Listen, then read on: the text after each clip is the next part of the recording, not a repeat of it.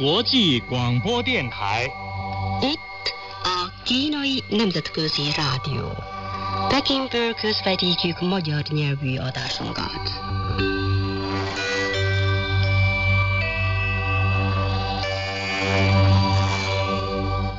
Jó estét kívánunk, kedves hallgatóink!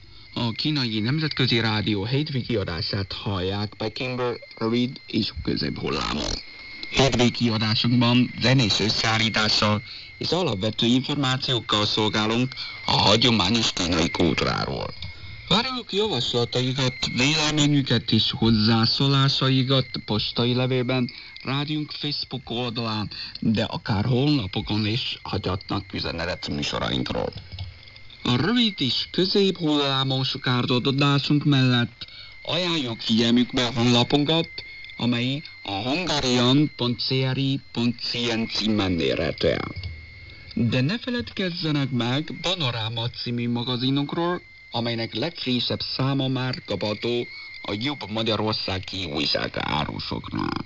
Köszönjük, hogy velünk töltik a hétvégét. Most részletes összeállításunk következik.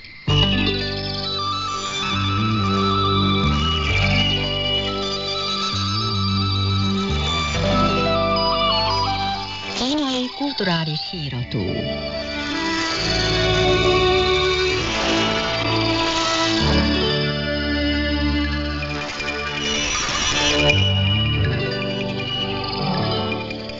A viccek olyan rosszul tűrik az öregedést, mint a szeszélyes primadonnák. Aligha van valaki, aki ma is nevetne azokon az élceken, amelyeket gyerekkorában hallott. Akkor mit várjunk a több évezredes humortól? Főleg, ha több évezredes kínai humorról van szó. És még inkább, ha olyan klasszikus alapműről beszélünk, mint a beszélgetések és mondások. A Konfuciusz gondolataiból a tanítványok által összeállított munkáról tipikusan nem a humor jut eszünkbe. Pedig a mű Konfuciuszt eszes, humoros embernek írja le. Csak mintha több mint 25 évszázad alatt valahogy elillant volna az amúgy is efemer humor a beszélgetések és mondások történeteiből. Nem is biztos, hogy elillant, lehet, hogy csak a kommentárok szerzői nem tartották Konfuciuszhoz méltónak humort keresni a történetekben. Pedig Juhász Ferenc verssorát érdemes megfontolni a nagy klasszikus kapcsán is, efemer gyémántos, lénymorzsalék szerelembözön. Magyarán nem biztos, hogy igazuk van, akik szerint nem lehet találni humort Konfuciuszban. Pont ez hiányozna a nagy gondolkodó bölcseleti eszköztárából. A nyugati filozófia, a görög és római klasszikusok is bővelkednek humorban. A humornak pedig olyan sok formája van, hogy akad köztük olyan is, az irónia, amely kitűnően összeilleszthető Konfuciusz puritán, tiszteletre méltó lényével. Itt van például a következő történet. A mester elment Wu Chenghez, ahol hallotta, hogy játszik egy húros hangszeren, és énekel hozzá. A mester elmosolyodott, és így szólt. A csirke levágásához nem kell ökörkést használni. Természetesen 2500 évvel ezelőtt sem fogták a hasukat nevettekben a tanítványok Konfuciusz trifálkozása hallatán. De ők még legalább értették, hogy mi volt ebben a vicc. Annál is inkább, mert később maga Konfuciusz mondta, hogy az előbb csak vicceltem. Nos tehát, ami humorossá teszi a megjegyzést, az a mester öniróniája.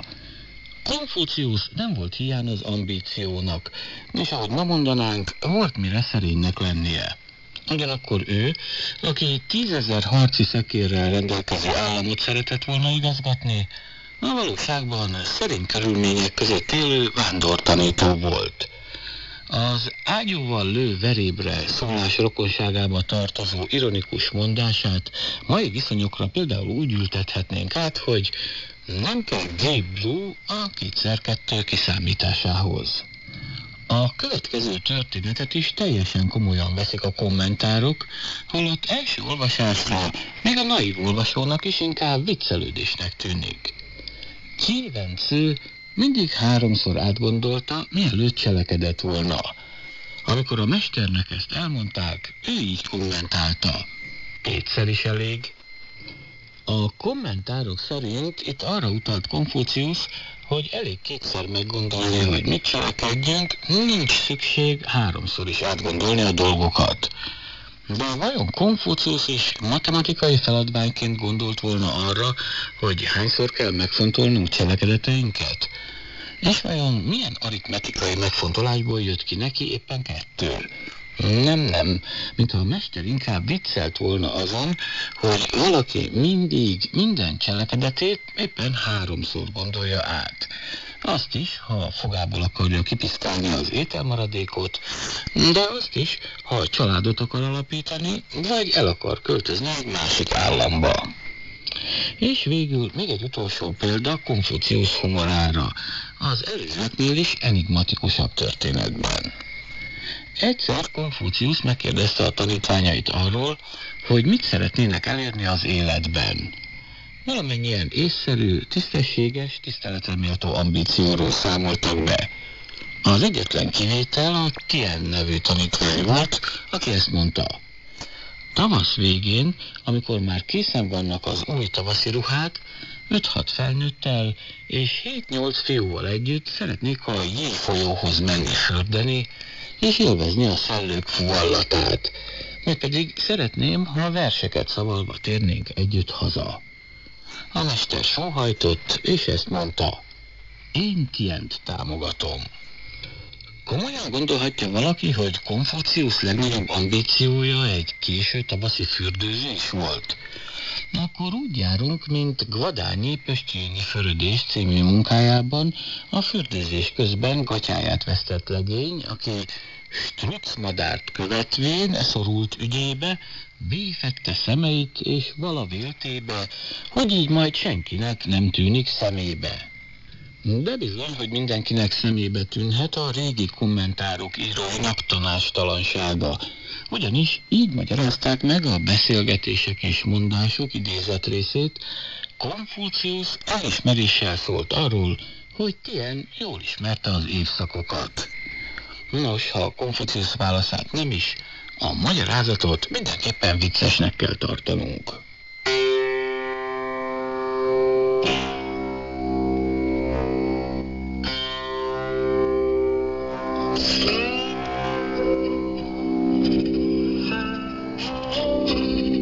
Az ég parancsai.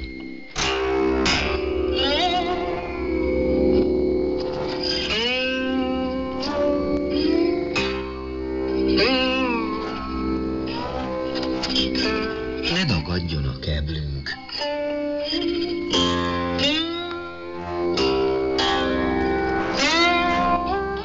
Mikor Konfuciusz látogatást tett a Zhou dinasztia ősi templomában, meglátott egy csodálatos és furcsa edényt. A mester megkérdezte a templom őrétől, hogy mire való. A templom őr így válaszolt. Az edénynek a császárítón jobb oldalán állt. Ez volt a szerepe, hogy figyelmeztesse az uralkodókat.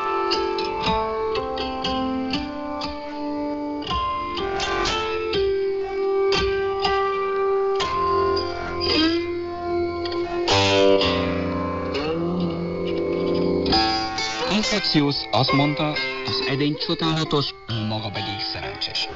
A tanítványok látták a mester csodálatát, de egyikük sem értette, miért csodálatos az edény.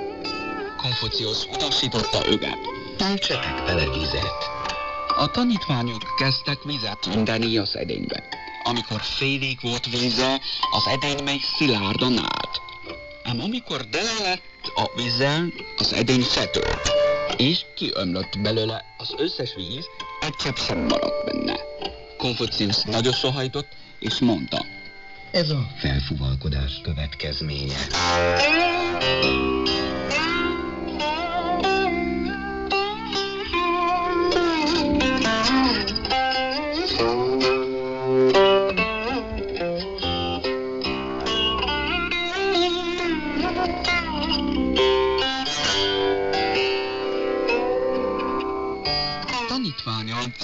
Megkérdezte. Mester, mondja el, mi az értelme a felfúvalkodásnak? Konfuciusz egy szóval válaszolt neki. lecsökkenés. Zekang folytatta a kérdezést. A kitöltés miatt csökken. A mester így válaszol. Ha valami dús a csúcspontján, akkor visszafelé csökken. Ha egy ember nagyon örvendezik, akkor a bal szerencséhez vezető úthoz ért.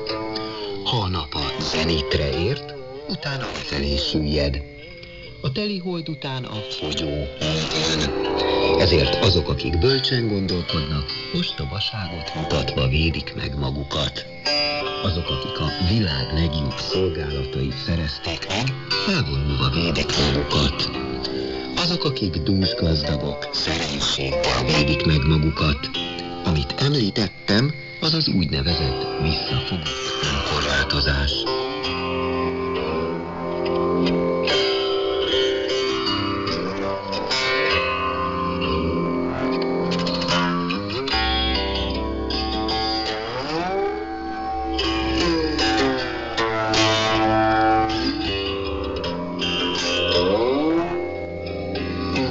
Konfuciánus bölcsesség.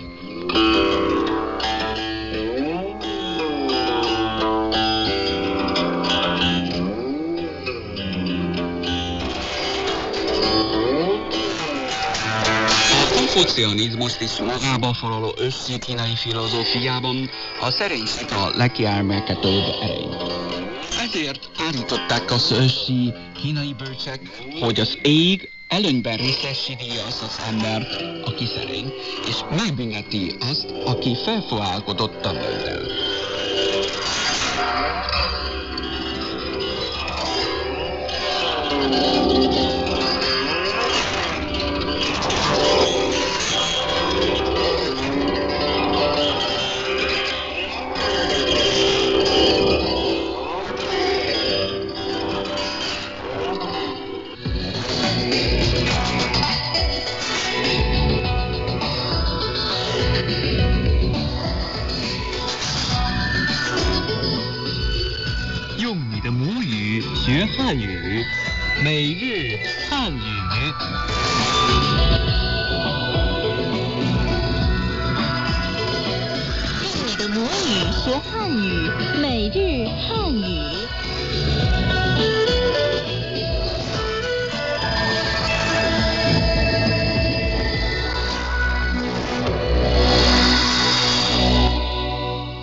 Kínai nyelvlecke mindenkinek. Harmadik lecke. 第3课 Boldog születésnapot! Üdvözlök mindenkit! Ez itt a Kínai nyelvlecke mindenkinek című program. Én Ilona vagyok, a házigazda. Hao. Feri vagyok. Legutóbb megtanultuk, hogyan mondjuk kínaiul azt, hogy köszönöm. Xie. Vagy pedig xie ni. Hibátlan. És hogy hangzik az, hogy nem tesz semmit? Bujong xie. És ne felejtsük azt sem, hogy az elnézést kifejezést a kínai nyelv a tuipucsi szavakkal fejezi ki. Arra is emlékszel még, hogy hogyan kell erre udvariasan válaszolni. Hogy nem emlékeznék. Használhatom a mi guanxi, illetve a mi sör szófordulatot is. Pontosan. Ezeket könnyebben megjegyezhetjük, ha újból meghallgatjuk az előző lecke párbeszédeit. 对话一 Első párbeszéd. 非常感谢。 不用谢。 Nagyon szépen köszönöm. Nem tesz semmit. 对话二 Második párbeszéd. 对不起， 没关系， 对不起， 没事儿。 Bocsánat. Nem történt semmi. Elnézést kérek. Semmi gond. Ezzel mára be is fejeztük az ismétlést. Nézzük, mi a tennivaló mára. Alig várom. Nézzük meg előbb, hogy mi a mai anyag. A mai tanulnivaló. 祝你生日快乐， Boldog születésnapot. 干杯。 Egészségetre. 你的电话号码是多少？ Mi a telefonszámod? Annyi lesz mára. Ma egy barátunk születésnapi bulijára megyünk. Már most tetszik. Ha születésnapról van szó, az ünnepeltnek annyit szoktunk mondani, boldog születésnapot. Hogy van ez kínaiul? Úgy, hogy 祝你生日快乐. 祝你生日快乐. 祝 kívánni. Ni, te. 生日, azaz születésnap. A 生 önmagában születni jelentéssel bír. A rűszócska pedig napot jelöli. Így együtt 生日 születésnap. 快乐 annyit tesz boldog. Akinek pedig ezt kívánod, az egyszerűen válaszolhatja azt, hogy 谢谢, amit múlt alkalommal tanultunk meg. Hogy hangzik ez egy hétköznapi helyzetben? Halljuk. 对话一， Első párbeszéd.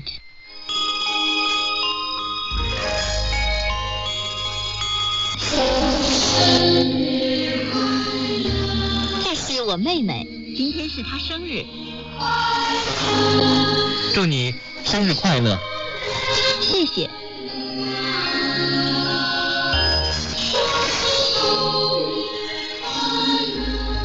Ő a hugom. Ma születésnapja van. Boldog születésnapot. Köszönöm. Ezután Várj egy kicsit, Ilona. Van az a születésnapi dal, amit mindig eléneklünk. Tudod? Boldog születésnapot.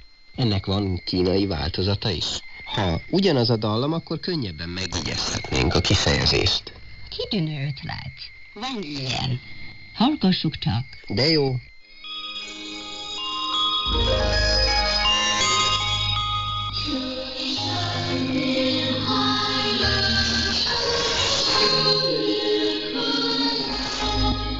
Elég gyakori születésnapi pulikon, hogy ezt énekeljük a barátainkkal az ünnepeknek. Hát persze, és közben gyakran kocintásra is sor kerül. Magyarul ugyebár erre van az, hogy egészségedre. Kínaiul ezt hogy mondjuk? Egyszerűen úgy, hogy a gambi, Ganbei. gan, szárít, száraz. A B jelentése pohár. Gambi. Egy valós beszélgetésben ez valahogy így hangzik. 对话二， Második párbeszéd. 干杯！干杯！ Egészségedre. Egészségedre. Értem. Ezek szerint a ganbére ugyanannak a megismétlése a válasz. Nagyon egyszerű. Tökéletesen igazad van. Amikor a bulinak vége, az emberek elindulnak haza, valahogy szükség lenne elkérni néhány újonnan megismert ember telefonszámát. Hogyan tegyük meg ezt kínai nyelven? Erre használható az a mondat, hogy 你的电话号码是多少？ Ez nem túl rövid. El tudnád magyarázni szavanként? miért is ne? 你的 azaz tiéd, a te.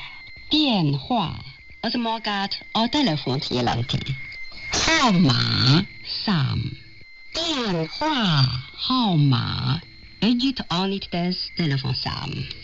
Mi, illetve menni a kínai mondatban a 是多少. Na, még egyszer a teljes mondatot lassabban.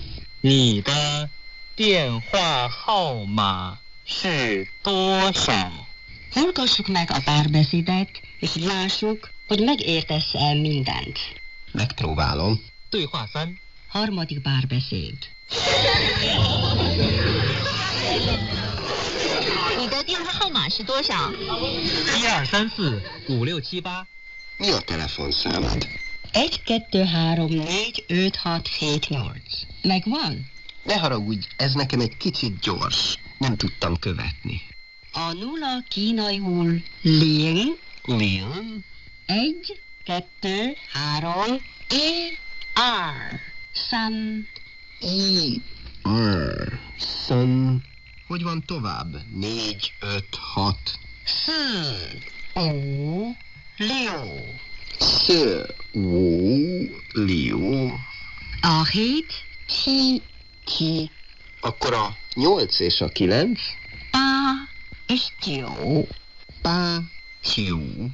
Ezt mindenképp meg kell jegyeznem. Már csak a 10 marad ki. Mi lesz ez kínaiul? 10 úgy van, hogy s. Ez az. Előről ling, i, r. Fel, hi, u, lió, ki, pa, kió, végül si. Kezdetileg egész jól megy. A későbbi leckék során azt is megtanuljuk, hogyan mondjuk a nagyobb számokat. Úgy legyen. Most pedig hallgassuk végig a mai párbeszédeket egyben. Első párbeszéd.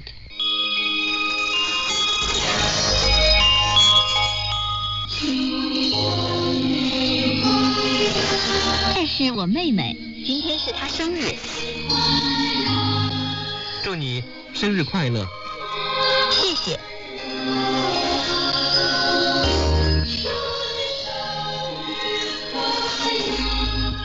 Második párbeszéd. 干杯！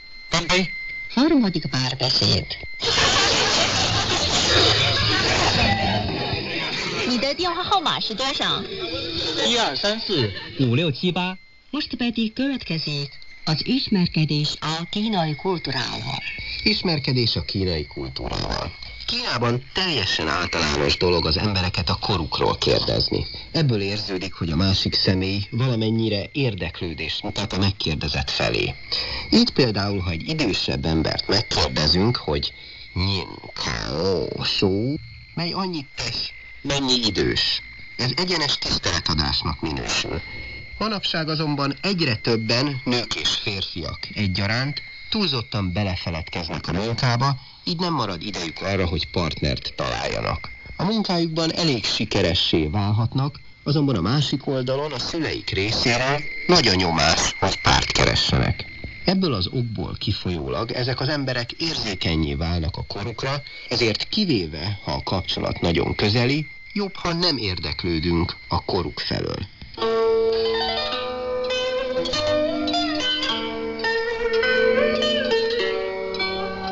Közmondások és szólások nyomában.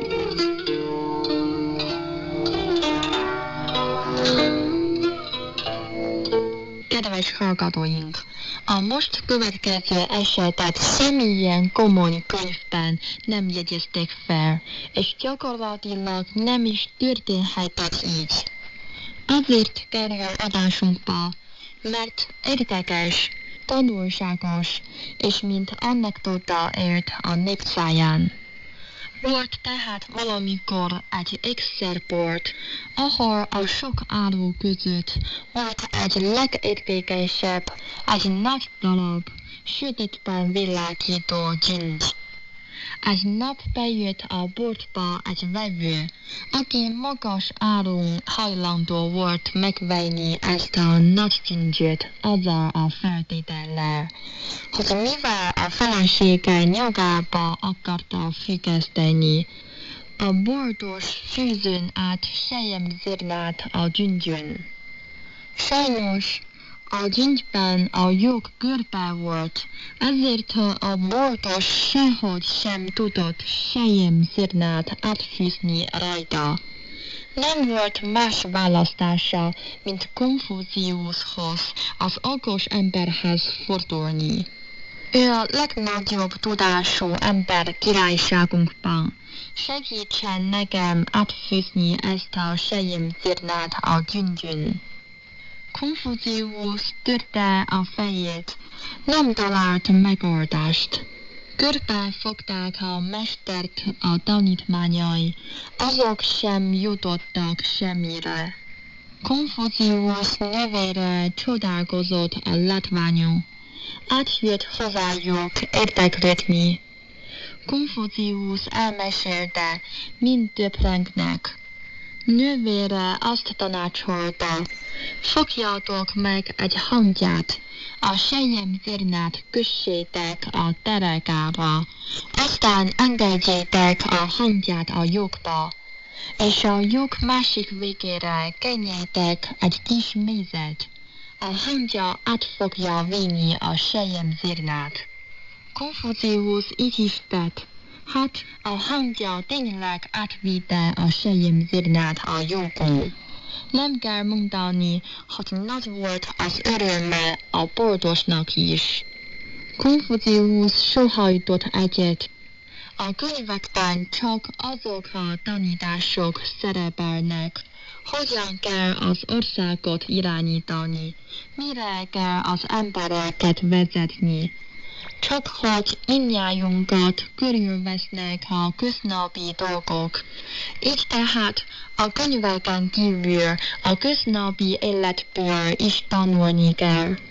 Mint egyszer megmondtam, 3 ember közül biztos van valaki, akitől tanulni lehet, szögezte le Konfuciusz. Kedves hallgatóink! Itt a Kínai Nemzetközi Rádió. Mai műsorunk véget ért. Köszönjük figyelmüket a viszonthallásra.